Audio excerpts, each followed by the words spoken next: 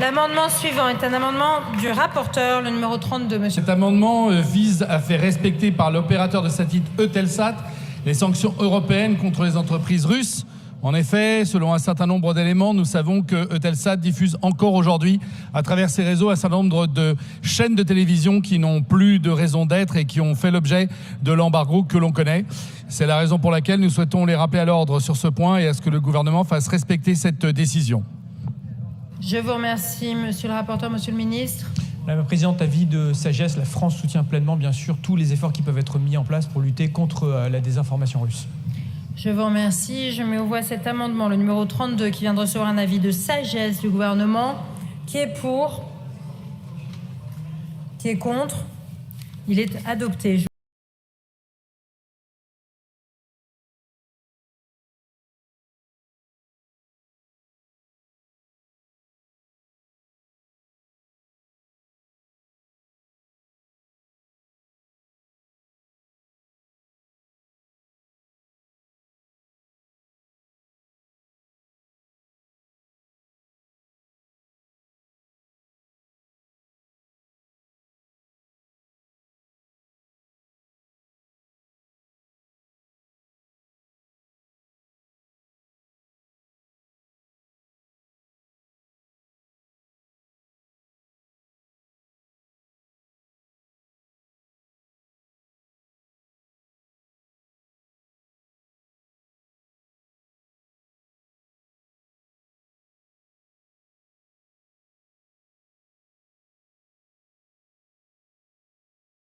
Le droit, c'est l'interdiction de collaborer de quelque manière que ce soit avec le régime criminel russe et de soutenir, même indirectement, son effort de guerre. C'est la raison pour laquelle les députés socialistes déposeront un amendement pour que soient saisis et versés à l'Ukraine les dividendes et autres gains que les entreprises auraient obtenus en demeurant en Russie.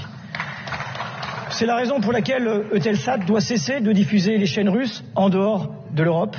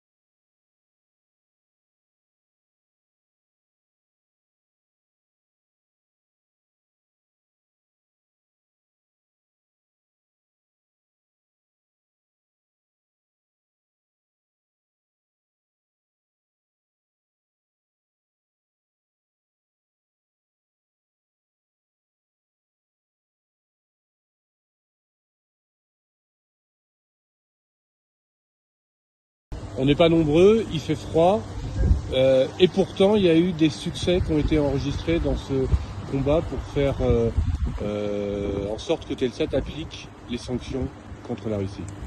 Oui, donc nous avons lancé l'action il y a une quinzaine de jours avec des communiqués de presse, après une rencontre avec les dirigeants d'Eutelsat, une lettre au président de l'Arcom, et pour donc signaler que il restait quelque chose comme 185 fréquences sur les satellites Eutelsat qui sont utilisées par des chaînes, des entreprises qui ont été sanctionnées par l'Union européenne. Et une première bonne nouvelle, il y a 2 jours, la chaîne radio de Zvezda, donc la chaîne de l'armée russe, et 3 chaînes de VGTRK, qui est le grand holding d'État, ont quitté le satellite Eutelsat 36D, donc le satellite français.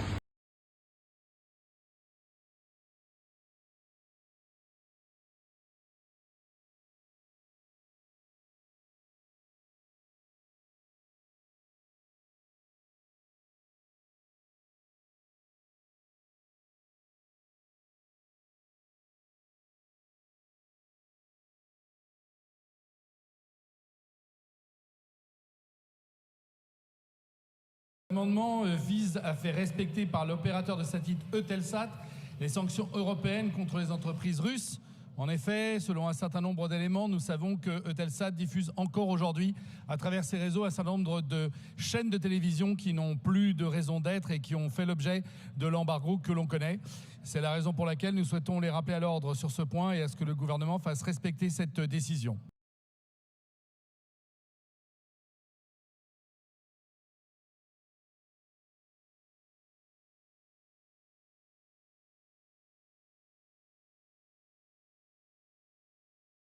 Минские соглашения соблюдали, конфликта удалось бы избежать. То, как повели себя французы и немцы, стыдно. В конечном итоге те, кто подписался от имени Украины, Германии, Франции, Петр Порошенко, Ангела Меркель, Франсуа Олланд, заявили в интервью, находясь уже в отставке, что они никогда не собирались реализовывать эти договоренности. Им просто нужно было выиграть время, чтобы накачать Украину оружием. Вот и сейчас Европа говорит о мире и в то же время продолжает подпитывать конфликт. И снова, как в истории с Минскими соглашениями, на два фронта играет Франция. Лондон и Париж уже давно обсуждают отправку на Украину так называемых миротворческих сил. Надев на себя треугольник Наполеона, французский президент уже начал расчерчивать карту Украины. На неделе он заявил, что страны Европы планируют разместить свой военный контингент, в частности в Киеве, Львове, ну и, конечно же, Одессе, куда Франция без мечты о новой интервенции, как в 1918 году.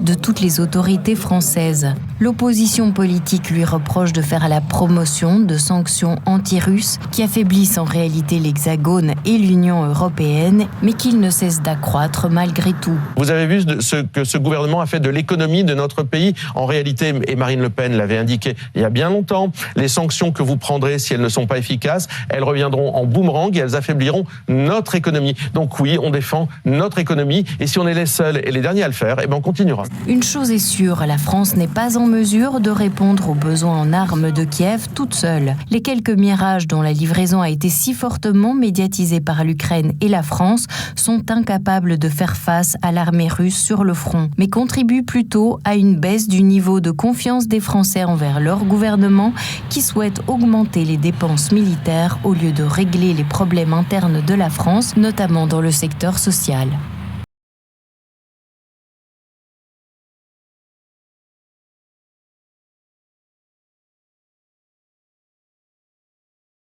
Mais en fait, ça n'a aucune base légale. Mais en fait, ça n'a aucune base légale. Mais en fait, ça n'a aucune base légale.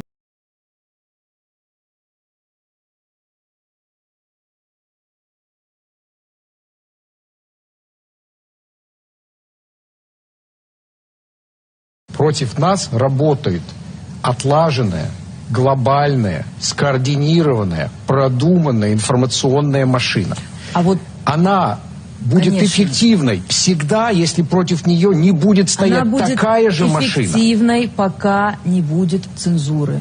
О чем я говорю? Сколько уже? Лет 10, пока мы все это здесь не закроем, не запретим и не заменим своим. Ничего вы не сделаете никак, ни с каким Ютубом и с тем, что там происходит и говорится, пока вы не закроете Ютуб. Тем не менее, я надеюсь, что мы это все доведем до конца, это займет какое-то время. Но я совершенно с вами согласна, ни в коем случае нельзя допустить отката назад к вот этому, пусть у нас растут все цветы, вот этот наивняк, в котором мы жили 30 лет, ну просто наивняк, что нет, мы же за свободу. Мне говорили, ты что, ты хочешь как в Китае? Да. Хочу. Очень хочу как в Китае. Прям мечтаю, чтобы в этом смысле у нас было как в Китае.